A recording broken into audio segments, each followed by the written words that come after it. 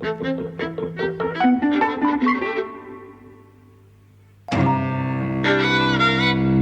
and welcome to Eavesdropping at the Movies. I'm Mike. And I'm José. And we've seen Tully, which is a new Jason Reitman Diablo Cody collaboration. Yes. It's their fourth film together. They did Juno, Jennifer's Body, Young Adult, yes. and then this, Tully, which is about an expectant mother who has a new child, and she's sort of lower middle class, like subsisting on, kind of just barely getting by, her and her husband, and she is encouraged by her rich, sort of snooty brother to get a night nanny. Yeah. Who's someone who looks after the baby when at night, stays in the house overnight, so that you can get some sleep, and then wakes you up just when you need to nurse. Yes. So, and after some reluctance, she decides to get the night nanny, who is called Tully. Thus the film happened. Spoilers here on. That's right. So the night nanny is played by Mackenzie Davis. Yes. The mother is Charlize Theron. Her husband is played by Ron Livingston. And the snooty brother is Mark Duplass, or I guess, who is, I know from horror. I know him as the guy from Creep. Have you seen the Creep films? No. They're decent, sort of fan footage horrors. Interesting. Creepy stuff. But, yeah, so what do you make of Tully? Well, I tell you, throughout the first 2/3 of the film, I thought, because, so a little bit of a background to the story. I was supposed to meet Mike at the screening. Yeah. And for various reasons... Traffic. He didn't show up. So, and... They didn't let me in. Okay. I was 15 minutes late for the start of the film, but they didn't let me in. Okay. Sorry. Whatever. But my point is that had I not been waiting for you or expecting you to arrive, I would have walked out. Okay. Yeah, and that was my feeling, because I did walk out of Young Adult, right? I'm not a fan of these collaborations. I actually think that she's a very good screenwriter, but I mean, Jason Reitman directing these films, I didn't know why the fuck the camera was where it was and what it was doing and where it was going, and, I didn't like it at all. And really throughout all of the beginning, I felt it's one of those worthy films that is kind of conveying all the messages that you want films to take on board and to do it. So, Charlize Theron is pregnant and she's very fat and, she's very badly dressed and she's going through all of these, pains of having the child and, and then breastfeeding it and then, kind of all of the things that go along with it. So, it's kind of doing things that you intellectually support, but it was unbearable to watch for me, right? And I almost walked out, or I would have walked out had I not been expecting you. And then as the film progressed, it kind of became better in a way. Yeah, I kind of, By what point were you starting to feel like it was not quite as bad as the start? When it became kind of fantasy. Yeah, they have the car crash, and towards the end, and you have this mermaid dream, and actually then I thought, well, was this Tully a real person? Was it a fantasy? Was it a dream life that she had? Right, none of those things were clear to me. They're still not clear. So, yeah. I'm curious to know what you think. Well, I think it's very clear that Tully is supposed to have been like a Tyler Durden. A split personality situation. Yes. Where Tully is her. It's revealed right at the end that Tully is Charlize Theron's character's maiden name. Right. So that this character, that this nanny is called Tully, is obviously it's her kind of. And by the end of the film, you get this thing of she's really exhausted, she's really overworked. So obviously she's kind of been living this dual life. Okay, that's the way I understood it. Yeah. But actually, I would be interested to see what the reviews say about that, because I don't think that's as clear as it could be. I think it is clear. I think it's absolutely clear when the husband says on the form, it's Tully, Tully. Yeah, that couldn't be clearer. That's the way I understood it. Yeah. But I don't think it's clever. Well, no, it's not stupid, but it's not clever. But it is clear, I think. So the problem that I had with that, I like the film overall. Generally speaking, I liked it. I think, although I can see your reservations about Jason Reitman's direction, I think everything that he's done, I think, could have been better directed by someone else. Right? I think that's fair enough to say. Okay, well, that's the main point. I think that is absolutely true. But I do think he has his flourishes. I do like a couple of montages in particular. The montage of... So right at the start of the film, Charlize Theron is about to burst with the new baby, and then she has it. And when the new baby comes into her life, and she has to do absolutely everything, and the dad's not really there, and he's playing video games and whatever, and at work... you get this sort of fabulously dissonant montage of a kind of beautiful song. I can't remember what the song is, but it seems to be something about, like, isn't life wonderful? New life, oh, how lovely it is to be a mother. And then, of course, all the imagery is running around, getting pains, leaking, it's shit falling over, she's got stuff to do. It's very, very quickly edited, and there's the baby screaming over the top of it. So it's this great sort of dissonant thing of, like, something that should be absolutely beautiful, that you're told is beautiful and the greatest thing in the world and such a miracle, is awful. And this kind of, it's all put on the woman to do it. Like, there is this kind of it's not the focus of it, but it is the undertow of that montage that the dad isn't helping at all and has no idea what the mother's going through. I think that's a great montage, and I also really like the montage where the mother and Tully, the mother's name's Marlo. Marlo and Tully are going into New York at night for a few drinks, and the montage is, it's a chase camera of the car driving in, and it just jump cuts as they drive down the road, and the song changes every time. It's just like, you get this feeling of, like, the lengthy journey that they're on, but somehow the music kind of keeps it going. I thought it was kind of stylish, and I enjoyed that. I think it has its flourishes, but I agree with what you say about, ultimately, the camera is generally not kind of well motivated to be where it is a lot of the time. The editing generally isn't either. It's a film that's about its script and performance. Yeah. Performances. That's right. I mean, but actually I think the script is very badly served, because I think the script has all these poetic touches, and kind of all these ways of describing the world that are kind of, like, poetic in a way. And kind of, the direction is not at all, So I think there's, like, a weird disjuncture between the script and the direction, actually. I just want to say that it's a film that made me kind of ambivalent in a way, because, so unlike most films where Mike and I see it together and we come right back here and we do this podcast, because we didn't see it together, I actually did have come across things online and on Twitter on the film. Okay. And I want to talk about them, which is, kind of almost contrary to our usual. I think it's fair enough. If that happens to be the way it is, that's the way it is, and I think it could be informative and interesting. Anyway, so what I came across that I thought was kind of conversation worthy is that, the women, or at least some women on Twitter, who are seeing this film, think it's marvelous and that they're completely identified with it, and that they're seeing things in the film. And I can totally see that. Yeah, and I can totally see that. I mean, I think I'm not a mother. I never have been a mother. All that kind of all that identification stuff is, like, it's not direct to me. But I felt that the life of Marlo with the newborn was just beautifully evoked. I felt like I understood every single thing that was going on with their life. I like that there's a kind of when she explodes. In the class, in the meeting with the head teacher. Yes. I feel like that's something that probably women particularly respond to, because it's like the way they feel like they want to. That, like, every woman has probably had that. Every mother, at least, has had that kind of thing where it's like they want to fucking explode because it's all got on top of them. And that Charlize Theron's character does so is it's invigorating at the very least. Yes. I think it's interesting that women are, or some women at least, are identifying with it to the extent that they do. I don't, for obvious reasons. I'm not a woman. I don't have those experiences. But nonetheless, I thought, there was a disjunction of tone.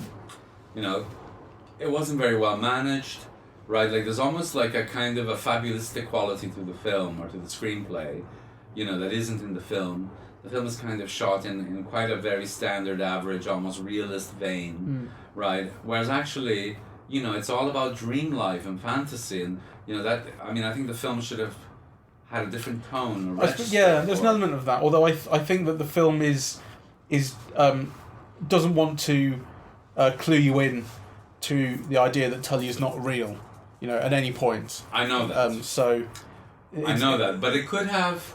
Its lack of flair is understandable, although I again, get what you're saying. Yes. It's not inventive or expressive enough. Well, listen, whatever Ivan Reitman's doing, it looks wrong. Jason it feels Reitman. wrong. Say Jason Reitman.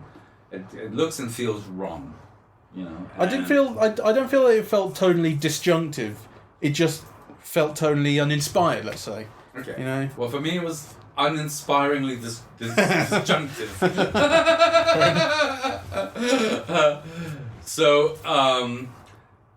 I had a problem with the fact that what the film builds is a very convincing, very kind of honest and interesting and engaging relationship between two women, Yes. and then throws it away by saying all she's doing is talking to herself. Sorry, Herself, yeah. you know.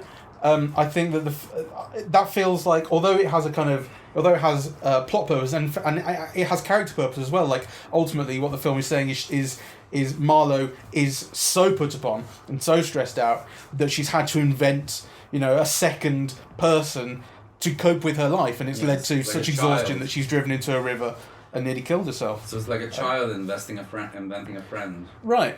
You could argue that it infantilizes the woman. You could do. But it just meant that this relationship, because I had no clue, I had no idea that the film was going to say that Tully was not a real character, until towards the end when you start getting inklings of that. For the most part, she's just real and you accept that, and so that the film then has this twist felt like a bit of a kick in the face. Felt like a waste. Like I thought the relationship was so good between them. I really enjoyed the relationship between Tully and Marlowe. Right. I think they get on brilliantly. It's like this kind of almost Mary Poppins sort of parody. It's like, Mackenzie Davis is English as well, although she plays an American. But it's like, she kind of comes into this household and things just magically start improving. That Marlowe says, "God, I'm not a good mother. Good mothers make cupcakes for class." And then she wakes up in the morning and Tully's made all these cupcakes. And it's like, the house is clean.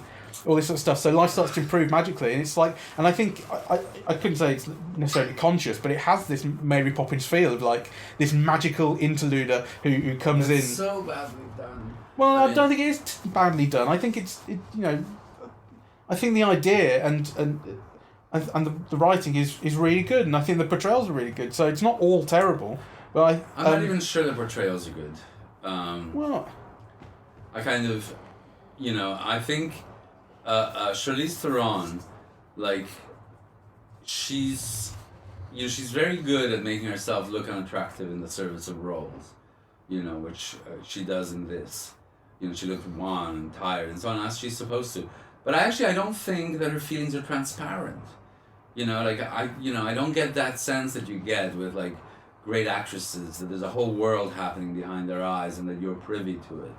I don't get that with her. I don't think she has time to have a behind the eyes in her life. She's an actress, she should have time. Okay?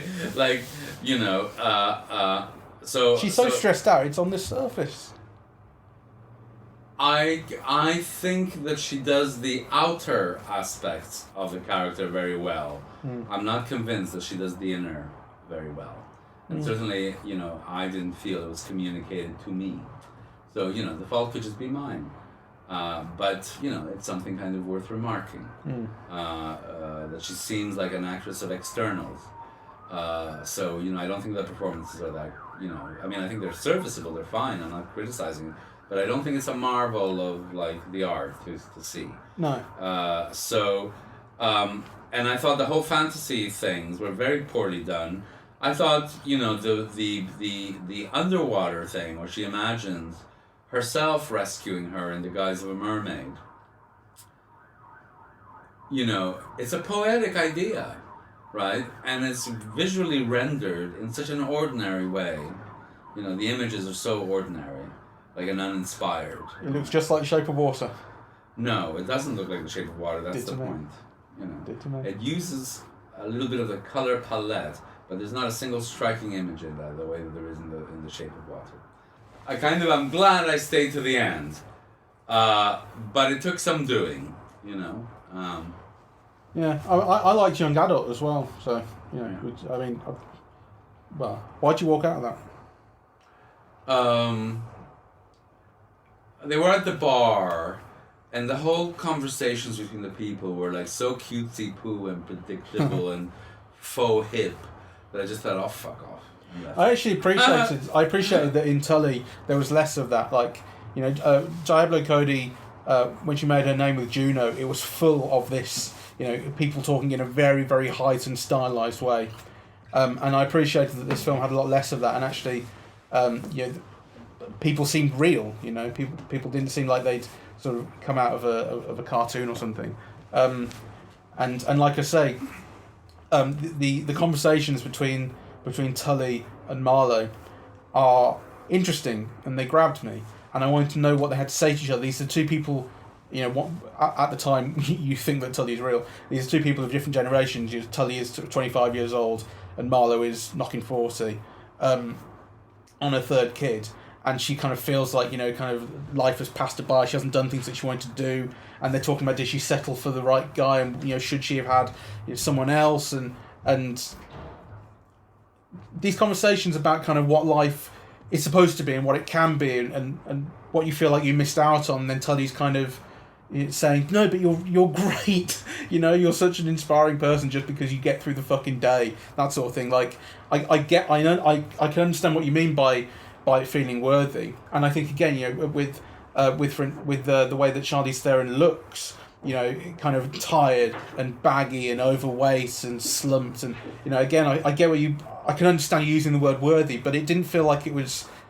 It felt like it actually, had a purpose. It engaged me. It didn't just feel like it was being done because it was the right thing to do. It was kind of, it was saying all the right things. It felt like actually these were characters, and they felt real to me. Okay. Well, I'm glad. I mean, it's a film that I hope I'm wrong about. But, but likewise, you just can't ignore your own responses. And, my responses are, as I said, that I think it's very badly made.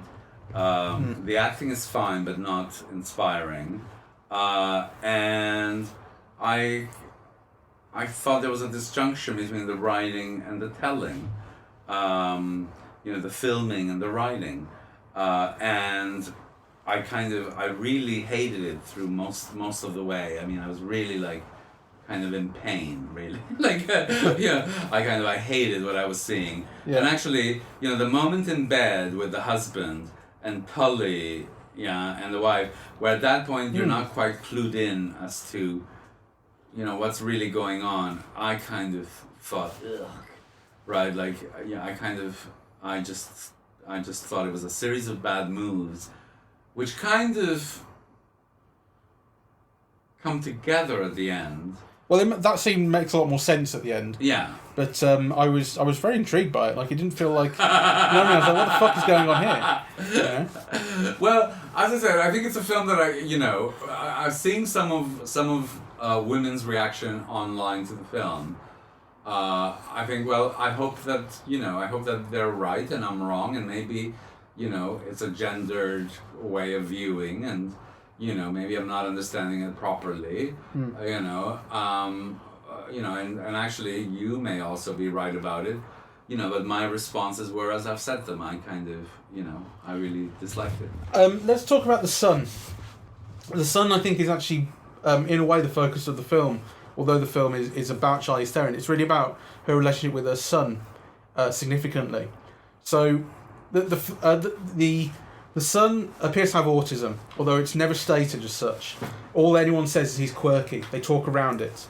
So the son is at this school that Marlowe's rich brother pays for. Yes. I'm not sure about autism. I thought he had some attention deficit. Well, possibly. For me, it feels like autism, but it's true that the film doesn't say as much. But it is a childhood developmental disorder. We can say that much. And all anyone will say is he's quirky. Yes. Or he's a very special boy. Yes. And this is, I think, one of the reasons that Marlowe explodes in that one scene. She says, "What the fuck is quirky? Like, do I have a..." What's she say? It's some great line of Diablo Cody. She says, do I have a fucking video game or something? I can't remember what it is. But, she kind of explodes with, like, what the fuck does quirky mean? Say what you mean. So she's in this school, and the school is not really equipped to deal with this and doesn't want to. They're too high class to deal with, a kid with real, kind of needs. And there's this thing that the film opens on, I think, which is this brushing. So before bed, Marlowe sits there with her kid and brushes him. And it's like, it's not a bath, it's just sitting on the bed, but it's just with this kind of hand brush. She brushes him all over his body, and you see later in the film that's supposed to be about desensitizing him to things, or something like this. And you hear later on that she got it basically off a YouTube tutorial. Like she didn't have money to see a professional therapist more than once, so she just kind of went for this free YouTube thing. Like it's this, she's doing what she can, right? Yes. And she has no idea if it really does anything, but she does it because it's just like how she's kind of hoping to cope with her kind of difficult kid.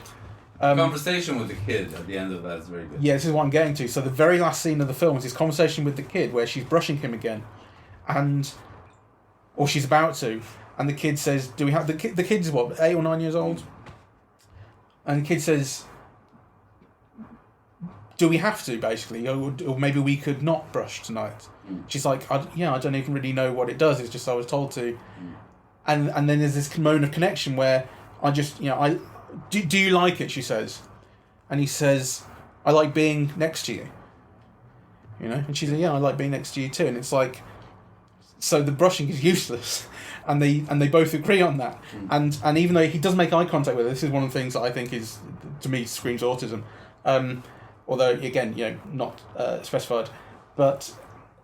Like one of the things about autism is you don't get these moments of connection, and if you do, they're so fucking precious. Yeah. And so you don't get eye contact, and you don't get kind of emotional openness, and so the moment when you do in this is so meaningful, and so significant, and I just love that. I think, and again, that's something I think will really speak to people who have experience with that. Even though that actually, I think that like this whole subplot almost has nothing to do with Tully. The stress of her son will be one of the reasons that she's invented Tully for herself. But it is this kind of, it's just this separate plot that kind of swims along independently, but nonetheless is kind of the anchor. It's not. I don't think it's a coincidence that the film ends up on it, and that's its final emotional. No, it kind of begins as a thread that runs throughout. And actually, you're right. That is one of the lovely moments in the film. Yeah. I think that relationship was beautiful, and because again, it's not just stress over a kid, but it's she's fighting for her kid all the time. Yes. She wants things to be right for her. She's told by the school to get this one-on-one tutor to kind of handle him, but she'll have to pay for it, and of course she can't. But she'd love to. There's obviously no question that she would if she could. Yeah. But she just can't. And this thing of like, again, trying to cope, and it's for the sake of her son, someone she loves and has to do right by. Can we maybe end on a word on the husband? Why do you have to... So if you're going to make the husband so wan and just almost spectral and stupid and unfeeling and unthinking and unempathetic, why at least not cast a more charismatic actor? Right? I mean, I thought there was a real problem there. If you hire an actor who completely is a complete non-entity on screen, and then you have him play, the part of a non-entity, really, because he's not bad, the husband. He's just not very good. Absent, right? Like he's just almost not there. And if you cast him with an actor who can't project, it's like the whole thing kind of is like a void. The husband is, as a character, pretty thinly drawn. So it kind of it's like they take shortcuts to characterize him, really. So he's not really there. He works away quite a bit. He plays video games when he gets it. I mean, that thing of sitting on the bed with his headset on playing video games while Marlowe's trying to talk to him or sleeping next to him is kind of, that to me is what felt like too much of a sort of, it was not, it's a caricature. It's a shortcut to explaining what this character is, and it actually feels lazy. That I suppose I didn't really have a problem with the way he was played, but although I can see your point. I mean, obviously he wasn't really the focus, so I guess that kind of helped, like, ignore that he wasn't played as well or as interestingly or as much of a character as he could have been. He's not the focus, but he's the source of a lot of her pain and trouble. Yeah, you do get this thing right at the end where he doesn't. It's not that he is a bad person, but he just isn't attentive and doesn't realise all the shit she's been going through. Exactly. So I think you needed a better, more charismatic actor who made more of an impact than the actor who played him. And I suppose when you get to the end of the film, just quickly thinking about it, when you get to the end of the film and you've discovered that Tully is this invention of Marlowe's, and that the doctor says to the husband she's incredibly exhausted, she's been overworking, what's going on, and you realise that the husband doesn't really know what's going on in her life, has no idea. Again, this is an instance of the film talking about a mental illness without using the name. Like, I think you would call it postpartum depression. Yes, and actually it's referred to in her first pregnancy. But the film, yes. So, the film tells you that she had a very bad postpartum depression with the previous child. Right. But she's doing very well now. And actually what you realise at the end of the film is she's had an even worse postpartum depression. Right, than the previous time, but the husband has been completely uncognizant of it. So I think there is something, it just occurs to me in the kind of, in the undertow of the film about a kind of prevalence of mental illness that is possibly undiagnosed or at least kind of present in people's lives where you just don't kind of really realise it. So with the kid, he's quirky. He doesn't appear to have a diagnosis, or people would use the phrase, or Asperger's or whatever. If he had a diagnosis, people would say that, so he doesn't. But clearly he has a developmental disorder, which is why he's troublesome. They have people trouble coping with him in school. And you have this postpartum depression with the mother, which is incredibly common. And again, I suppose you could use the word worthy to describe that, although I don't think I would. I think I would say it's subtle and actually kind of realistic and actually quite effective. That it's just it's an undercurrent as opposed to a point. Okay. Well, again, I think we just have a difference of opinion on this one, and I think actually most of the reviewers are with you, and and again, I hope you and they are right. I just kind of thought it was very self-indulgent and very badly done on kind of an important theme that the film doesn't quite do justice to. Fair enough. I liked it, and I think it's a really good Mary Poppins parody. Okay. All right. Well, on that note, kind of let's leave it. Yes. Right. We're eavesdropping at the movies. We're on Twitter, Facebook, iTunes, SoundCloud. If you just Google eavesdropping at the movies, I imagine I've never tried actually. I'm just going to Google eavesdropping at the movies now to see what happens. See if we actually show up on Google. Give me a second. I think you will probably show up on Google. Let's hope so. Yeah, our website and all that sort of stuff shows up. Player.fm. I've never even heard of that, but we're on it. Okay, fantastic. There you go.